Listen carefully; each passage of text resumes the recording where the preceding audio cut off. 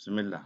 Asalaamu calaykum waraxmatullaahi wabarakaatu. Maanta waxaan idiin bilaabayaa sheekadii la magac baxday Saxaraha Marka ilaa iyo Maple Leaf-ka Toronto, Canada. Safarkii dhibka badnaa. Waxaana sheekadani khusaysaa shakhsi aad iigu weyn. Marka la soco qisada intay ka dhammaanayso waa qaybo badan tahay. Qaybtii koowaad ayaa maanta dhegeysanaysa. Qisadan waxay ku dhacday ama ay ku saabsan tahay shakhsi la yiraahdo magaciisa Haaruun oo ah qofka sheekada u dhexeeya. Haaruun wuxuu ku dhashay magaalo la yiraahdo ama degmo la yiraahdo Jilib Marka ee ku taala agagaarka waqooyiga dhanka magaalada Marka ee saaran xeebta. Waa halka uu ku aasan yahay Vasco da Gama, ninkii soo weeraray Soomaaliya qarniyadii gumeysiga raadinayeen Boortaqiiska. Haddaan sheekada gudaheeda sii galo, Haaruun wuxuu ku dhashay magaalada Jilib Marka sanadku markuu ahaa 1986 bishii Oktoobar 11keeda. Ama haddaan u qaado dhanka hijriga ah 7 Safar 1407. Haaruun waxaa iska dhalay aabe Gaafle iyo hooyo Biyood. Haaruun muusan ahayn curadka aabe Gaafle iyo hooyo Biyood, halka aabe Gaafle oo hore usoo dhalay wiil lagu magacaabo Gaduudow, halka hooyo Biyoodna ee hore usoo dhashay gabar lagu magacaabo Suuban. Muddo yar kadib dhalashadii Haaruun, reer Gaafle waxay go'aansadeen inay u guuraan magaalada Baraawe maadaama ay magaalada ay deganayeen xagga dhaqaalaha uu aad u hooseeyay. Iyaga oo ku nool nolol fiican magaalada Baraawe ayaa waxaa usoo siyaaday wiilkoodii labaad ee Daadir. Aabe Gaafle wuxuu ahaa nin kumarshanta ah ama sida Soomaalida u taqaano Gedisley.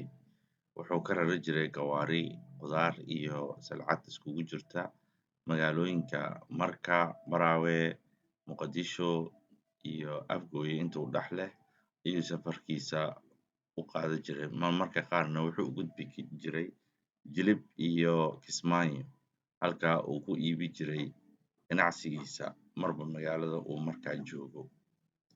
Aabe Gaafle isaga oo noloshiisu ay wanaagsan tahay reerkiisana maamulaya ayuu wuxuu go'aansaday inuu ganacsigiisa sii ballaariyo uuna u soo guuro magaalada Muqdisho.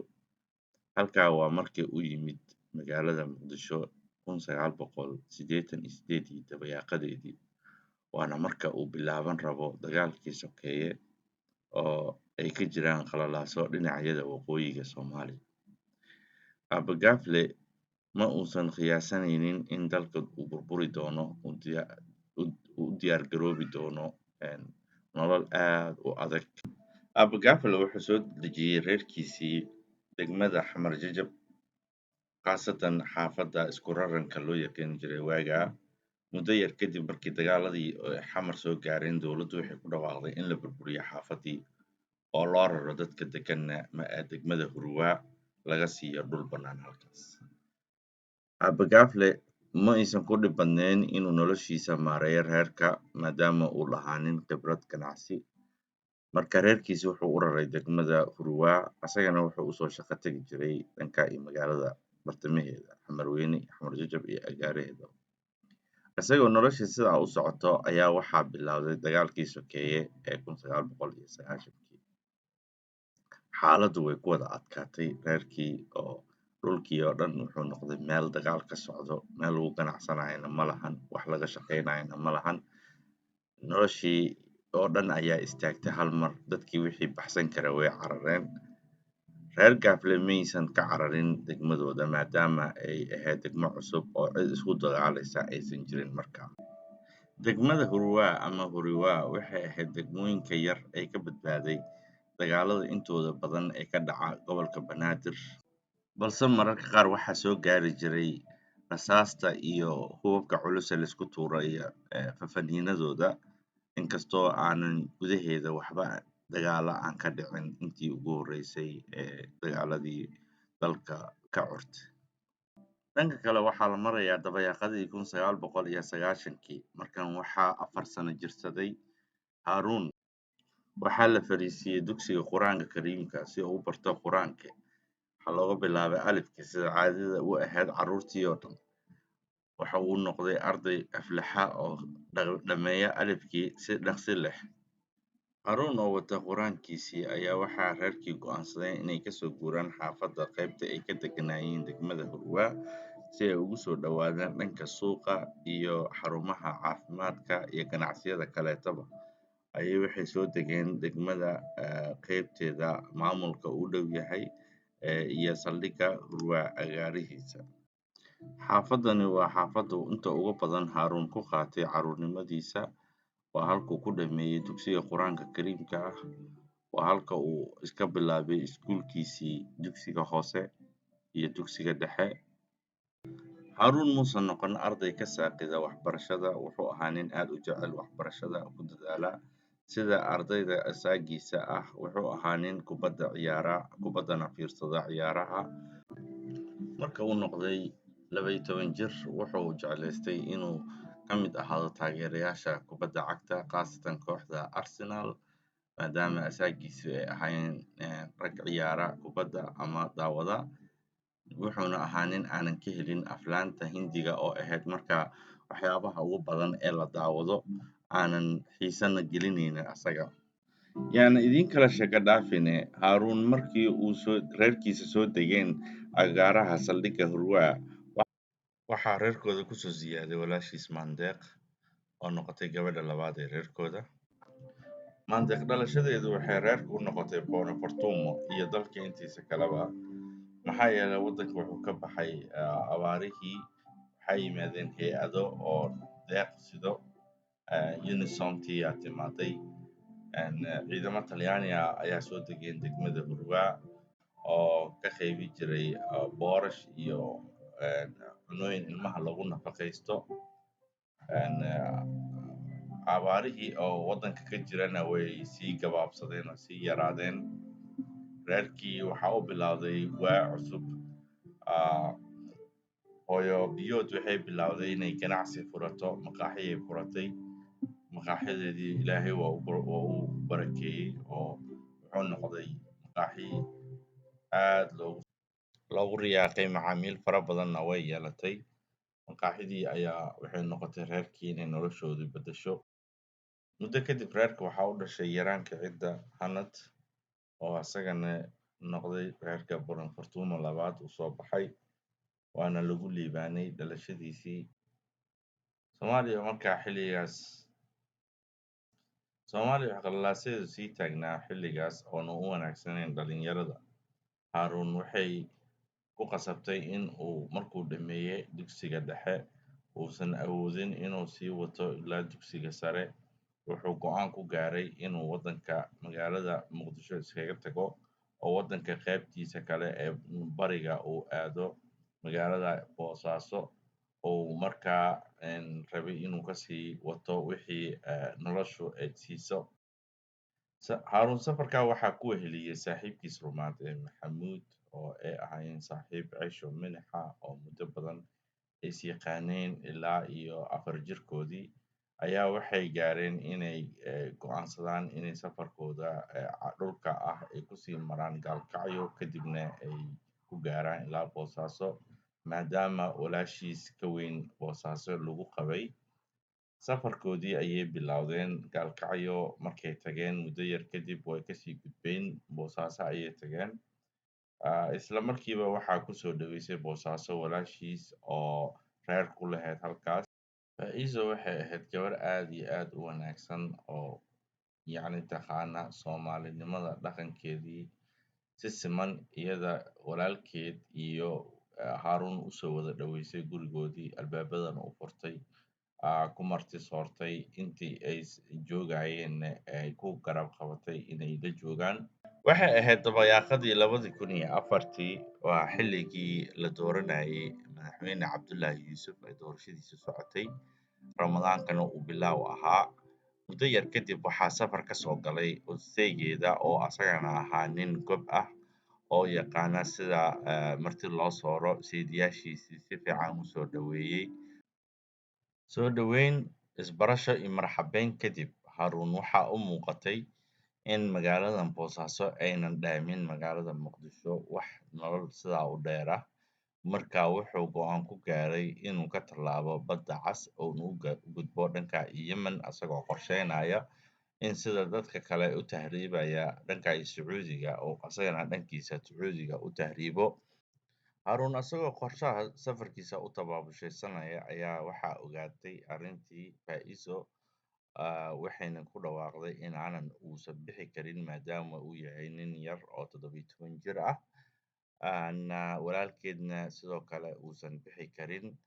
Oo lagu yaqiinay nin ah inuu dadka ku qanciyo hadal, ayaa Faa'iiso ku qanciyay hadal oo u sheegay sababta iyo waxa uu baxayo. Inkastoo Faa'iiso ay weli ku qanacsaneen yacni in wiil yar oo gurigeeda marti ku ah ka tago, waxay ugu hanjabtay inay u sheegayso hooyadiis oo ay safarkan si kastaba u baajinayso. Muddo yar kadib wuxuu u sheegay yacni inayna wanaagsanayn in laabta hooyadii la kiciyo oo safarka intuu ku jiro ay walwal ku seexato. Marka wuxuu la wadaagay inuu asaga yacni u sheegi doono markuu dhanka kale badda uu tago uu nabad tago. Marka waxba ha laab kicinin ayuu ku yidhi. Faa'iiso way ka qaadatay fikirkii, laakiin waxay go'aan ku gaartay inaanan walaalkeed raacin, kuna dhegtay walaalkeed. Haruunna go'aankii wuxuu ku gaaray asaga ugu dambeyntii inuu ka tallaabo baddii oona u dhaqaaqo dhanka iyo Sacuudiga. Mar alle markuu ka degay Yemen uu tegana wuxuu la soo xiriiray hooyadii oo ka war heshay inuu baxay, kadibna u sheegay inuu meeshii nabad tegay oo caafimaad qabo. Hooyadii oo ka walwalaysay markiiba waxay u sheegtay inaanu sii soconin ee uu raadsado walaashii oo joogto Yemen, nambarkeedana siisay. Uu ku yidhi walaashaa ayaa joogto, ilma abtiina cidda aad tihiin, la xiriir, ayada ayaana kaala soo xiriireynaa xaggeeda. Haddaan wax yar idinkaaga taataabto safarka Haruun markuu ka degay doontii siday ee u waday xagga Yemen, wuxuu bilaabay inuu xeebta ka lug bilaabo uu u socdaalo dhanka iyo magaalada Cadan. Intaanan magaalada Cadan la gaarin waxaa kasoo sokeeya meel la yiraahdo oo qaxootiyaha lagu hayo la yiraahdo Jaxiima, iyo meel kaloo la yiraahdo Alkharas oo iyadana ah meel kale oo qaxootiyaha lagu qaabilo. Waa meesha ugu soo horeysa Alkharasta. Alkharasta ayaa safarkeedu wuxuu qaatay maalin dhan oo uu ku lageynayay buuraha gubanka ah ee ku yaala xeebta Cadan ilaa laga gaaro. Alkharas waxay ku qaadatay saacado aad u fara badan oo socod ah oo haraad leh oo kulul, aanan aqoonin meesha jihada kaa jirto. Inkastoo uu la socday dad musaafiriin ah oo u badnaa Soomaali iyo Oromo, waxay u kaceen dhanka iyo Alkharas iyagoo oo dadka sii weydiisanaya tilmaamaha waddada iyo sida loo marayo, meelaha ugu fudud ee laga bixi karo, hawiyada meesha taga, iyo haddii la heli karo wax transportation ah. Laakiin uma aysan suuragelin wax transportation ah oo socodkoodii lugtooda ayay ku tageen. Habeen maqriba ayay gaareen meeshii ay lugta ku tageen. Waa lagu soo dhaweeyey casho iyo isbarasho kadib waa la aqoonsaday oo waxaa loo aqoonsaday inay qaxooti yihiin oo la qaabilay. Meelay degaana la siiyey. Subaxiina waxaa laga qoray magacyadoodii iyo meelihii ay ka yimaadeen iyo waxay yihiin. Kadibna waxaa loo sameeyey wax la yiraahdo bitaaqa ama warqad yar oo aqoonsi ah inaad qof tahay oo jiro oo magacaaga ku qoran yahay iyo taariikhda aad dhalatay. Kadibna waxaa lagu guray gawaari oo loogu qaaday dhanka iyo xerada kale loo magacaabo Aljaxiima. Aljaxiima ma aha waxa magaca loogu bixiyey kuleelka faraha badan ee meesha ka jiro. Meeshu ma aha meel dad degan yahay, waa meel bannaan oo saxaro ah, geedna ka bixin. Teendooyin ayay uga dhiseen qaxootiyaha UN-ka ee jooga Yemen. Teendooyinka ma ahan kuwo celinaya kuleelka maalinkii dhacaya iyo qabowga habeenkii soo dhacaya.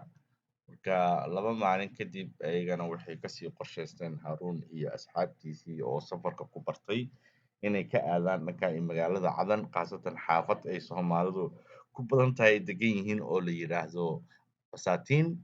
Mar alle markay heleen transportation ay ku tagaan, ay gaareen magaaladii Basaatiin ah, nambarkiina uu garan waayey si uu u waco inkastoo uusan una aqoonin sida taleefanada international-ka ah looga reebo oo looga dhigo maadaama lasoo siiyey nambar international ah, uu asagana yahay qof jooga local oo inuu si local ahaan ah u waco. Wuxuu iska qorshaystay inuu iska sii wato safarkiisii, uu iska daayo raadinta walaashiis. Marka asaga iyo dhalinyaro kale ay isgarab qabanayeen oo ay sii raacayeen, waxay u qorshaysteen dhinaca iyo Sacuudiga inay aadaan, ay sii maraan magaalo la yiraahdo Ticis. Ticis markay tageen, magaalada Ticis way ka qaboban tahay Yemen inteeda kaleeto, oo ma aha magaalo kulul, waa magaalo aad u qabow oo buuraha dushooda saaran.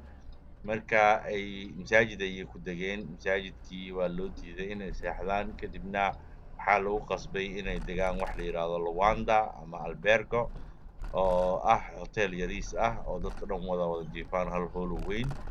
Kadibna subaxii dambe ay kasii qorshaysteen inay kasii baxaan. Weli Ramadaankii baa lagu jiraa, ma dhammaanin, oo ugu bilowday magaalada Boosaaso xilligii doorashada Cabdullaahi Yuusuf, weli muusan dhammaanin.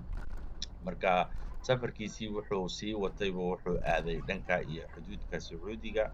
Mar alle markay ka baxeen magaalada Ticis oo ay gaari ka raaceen, gawaaridii waxyar ka bacdi wuxuu yidhi intaan idima dhaafsii karno maadaama idinka aadan sharci lahayn oo aad tihiin dad qaxooti ah, annaga waa nala qabanayaa inaan tahriibinayna baa lanoo malaynaa ee naga dhaadhaca.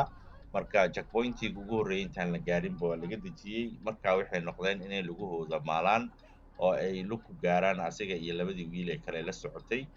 Markay sii socdaan 2 maalin oo hadba meeshay gabalka ugu dhaco ay ku hoyanayeen, maalinkiina ay dukaamanka jidadka ay wax ka gadanayeen haddii maqaaxi helaanba tuulooyinka ku yaala.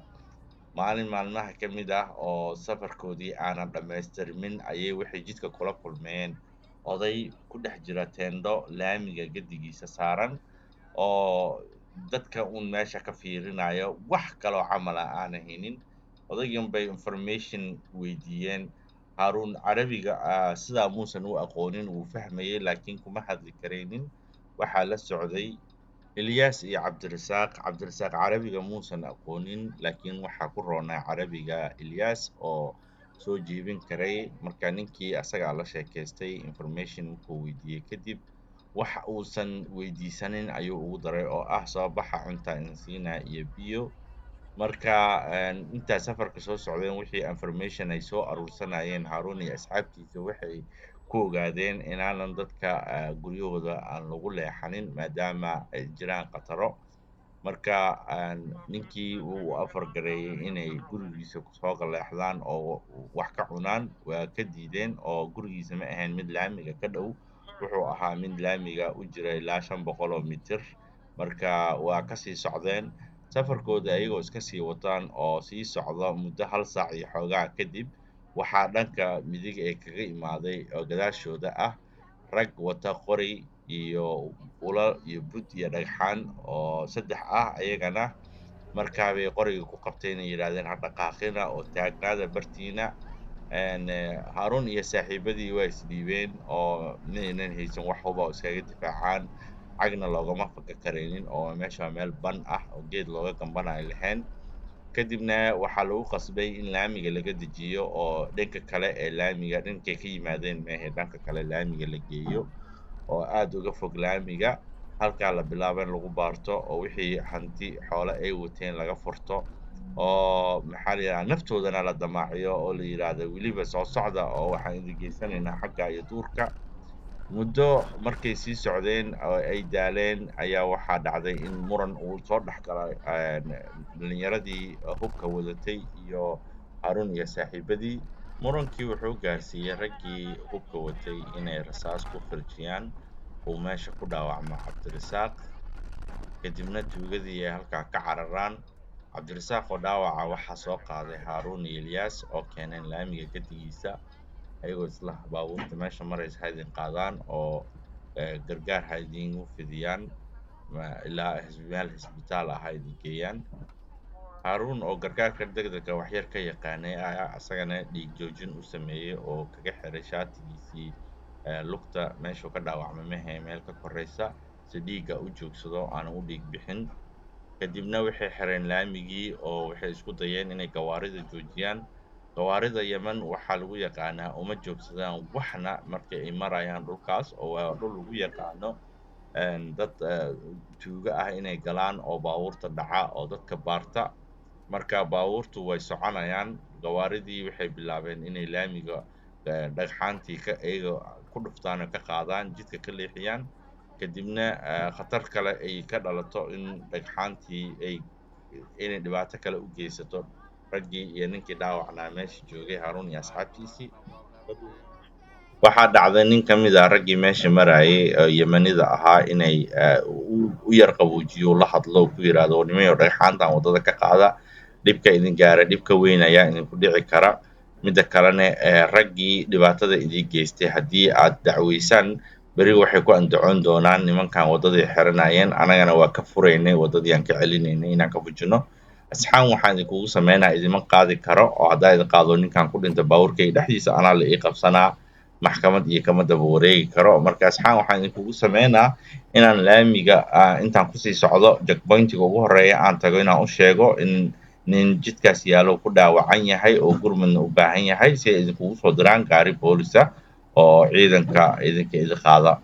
Muddo yar kadib ninkii intii buu noo sameeyey oo askar baa noo imaaday na qaaday. Tuuladii ugu horreysay ayaa la geeyey wiilkii. Tuuladii isbitaalkii ku yaalay markii la geeyey waxay dhaheen horta dhiig joojinay u sameeyeen oo meeshii way ka xireen. Waxay dhaheen annaga nooma taalo raajada wax lagu baaro ee ha la geeyo magaalada Ticis. Markiiba waxaa soo qaaday booliskii oo keenay magaaladii Ticis oo ay ka tageen 2 beri ka hor. Ticis markiiba waxaa la saaray isbitaalka raajada. Waa la baaray wiilka waxaana ogaaday Cabdirasaaq inay laf ka jabin, marka uu just dhaawacan yahay. Ayadana kabsanayso waa la daaweeyey, daawooyin yarna waa loo qoray. Isbitaalkiina waa laga bixiyey oo waxaa la geeyey meel ay booliska leeyihiin, Cabdirasaaq iyo Ilyas iyo Haruunba. Waxaana loo sheegay in ay maanta caawa halkan ku hoydaan oo go'aankooda berritooda subaxii la gaari doono. Subaxii markii la gaaro waxaa lagu yidhi meesha aad tagteen waa meel khatar ah oo ay tuugo gasho. Annagu meesha ma caddayn karno raggii dhibaatada idin geynay, waana baaraynaa, laakiin waqti ay qaadanaya. Idinka iska baxa oo magaalada dega oo maxaa la yidhahdaa magaalada dhinaceeda ka jooga, waa laidinla soo xiriiri doonaa. Markii ay magaalada tageen oo ay dadkii Soomaalida la xiriireen, oo Soomaalida wixii lagu yaqiinay ah in la isgarab qabto, la isugu tegay, afur iyo waxba la sameeyey, la wada afuray, ayaa waxaa loo aruuriyey dhalinyaradii dhibaatada ku soo dhacday xoogaa lacag oo gacan qabsiya. Waxaana loo sheegay inay safarkooda aan sii wada karin, ay intay wiilkan uu ka raysanayo dadkooda tolkooda ay raadsadaan. Marka Ilyas waxaa loo sheegay iyo Cabdirasaaq waxaa loo sheegay tolkood inay degan yihiin magaalada Sanca ee caasimadda waddanka, halkaa ku badan yihiin inay halkaa aadaan. Halka Haruun lagu yidhaahday adigu dadkaagu waxay joogaan cadantan noo dhow ee u laabo. Marka wuxuu u sheegay dhalinyaradii garab qabanaysay meesha joogtay in ay walaashii jirto waddanka joogto, nambarkeedana la siiyey, balse nambarkii u dhici la'yahay. Markii dhalinyarada ay fiiriyeen nambarkii oo ay la kaashadeen dad khubraa u yaqaana qaabka loo kala saaro nambarka internationalka iyo localka, waxaa loo soo saaray nambarkii localka la wici karay, waana loo wacay walaashii, waa lagu helay taleefanka. Waxayba u sheegtay inay raadinaysay oo ay warkiisiba weysaneed oo loo soo sheegay inuu waddanka joogo. Haddee xaggee ka baxday iyo xaggee martay su'aalo kadib, waxaa la isku raacay inuu u laabto gurigeedana uu tago oo magaalada cadan ku laabto. Markiiba wuxuu amba bixiyey Ilyas iyo Cabdirasaaq oo u socdeen dhanka iyo Sanca. Dhalinyaradii oo lacagta u aruuriyey ee amba bixinaya ayuu kala qayb qaatay. Asagana maalintii ku xigtay ayaa la amba bixiyey.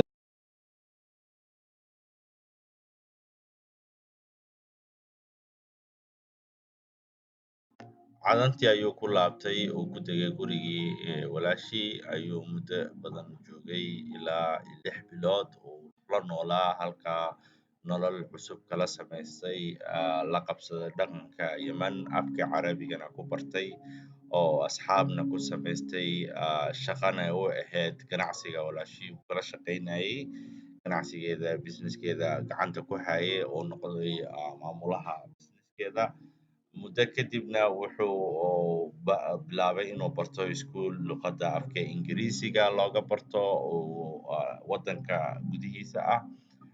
Inta wuxuu la qabsanayay yacni dhaqanka Yemenida iyo asxaabtiisa Yemenida, nolol adiga ka duwan noloshii rafaadka ahayd ee safarka ayuu galay. Maskaxdiisa waxaa ka dhaqantay haraadkii iyo maxaa la yidhaha cabsidii faraha badneed ee kala kulmay attack-gii dhibaatadii kaga timaaday tuugadii ku weerartay xagga iyo magaalada Ticis banaankeeda. Kadibna wuxuu la noqday qof normal ah oo ummadda ku dhex jiri kara.